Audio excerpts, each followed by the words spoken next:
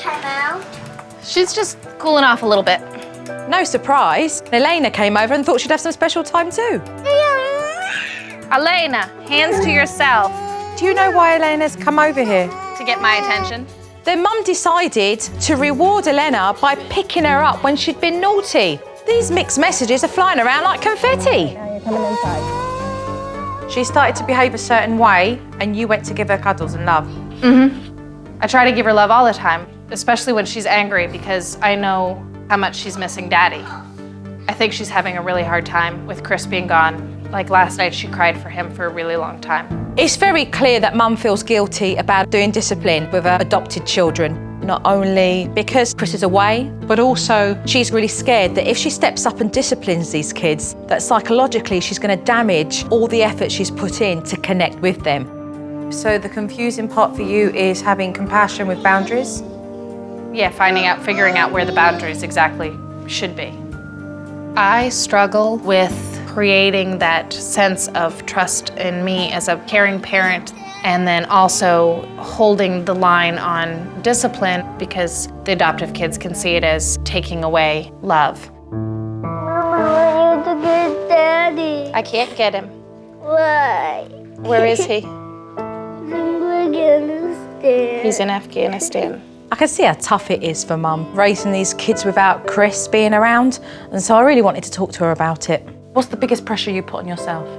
Doing it all. I mean, that's the hardest thing with being a military spouse is doing it all. Okay.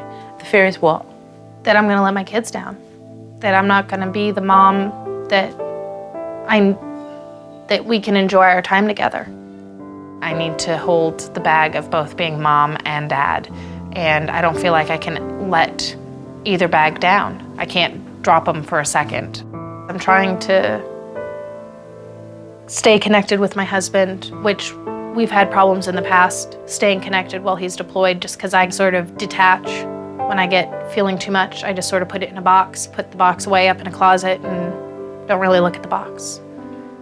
I could see that she was trying to contain herself and keep composed, because obviously it's very, very raw for her, that there's so many thoughts that must be swimming around in her head every day.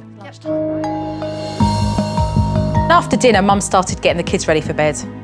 Garrett, Eddie, undies, now. And yet again, mum disappeared, Sergeant Major came in. I mean, where was the words of encouragement? These are kids getting ready for bedtime, not soldiers going off to war. Hey, no ma'am. Go turn on the shower now. I certainly got the sense that mum's just trying to rush through the evening and just get over and done with. This is my nighttime struggle. Let's go, Garrett, let's go. Cars go in the white bucket. What are you doing? Not really feeling a winding down period here. No transition from day to night. It's all about tidying up and getting ready for bed. Before long, mum had the kids into bed. Good night. Sleep well. Becky was telling me that because Lydia and Eddie have only been in the States for 3 months, they're still very scared of the dark. In Ghana, the adoption coordinator said bad things happened in the dark, especially in their village. They come through and clear people out that are poor and set fire to their shacks and whatnot. Right, yeah. So Eddie has a very real fear.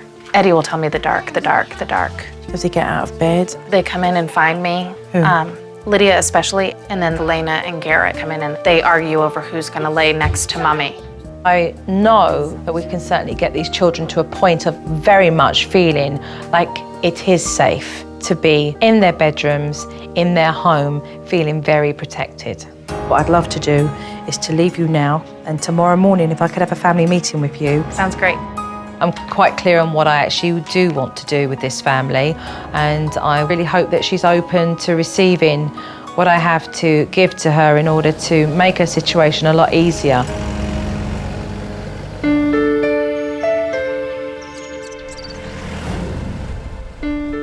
I'm a little trepidatious to hear what Jo has to say about what she's seen in my house, but at the same time, I wouldn't have called and asked for help if I wasn't willing to accept her criticism.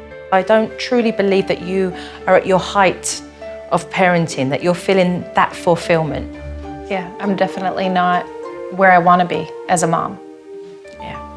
Well, let's talk about Dad. He's been away for, what, a couple of months 2 now? months. Yeah. And he could 7. be staying away for another, what, 10? 10 to 12, depending on what happens with the deployment. That's a long time.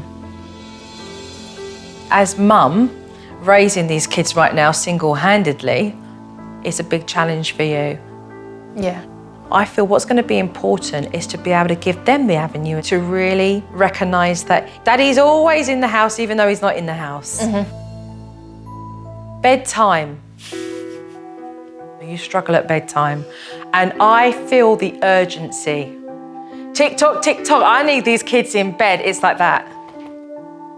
Eddie and Lydia have come from a transition over the last couple of months. And so you've had to really be cautious with those circumstances.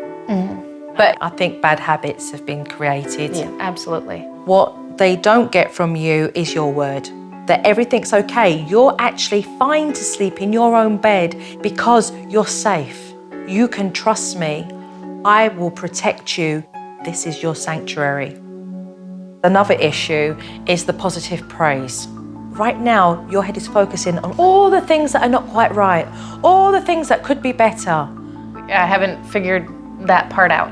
Yeah. I really want to introduce to your family positive reinforcement through you verbalising how you feel and what you saw so they can take that and have it and keep it. Because I think it's going to just make a big difference. Yes. Do we feel that we're able to do this? Do we feel that Yes, we're able ma'am. to take on this journey and feel and experience and have some fun along the way? Yes, ma'am. Sounds great. Thank you very much. Thank you.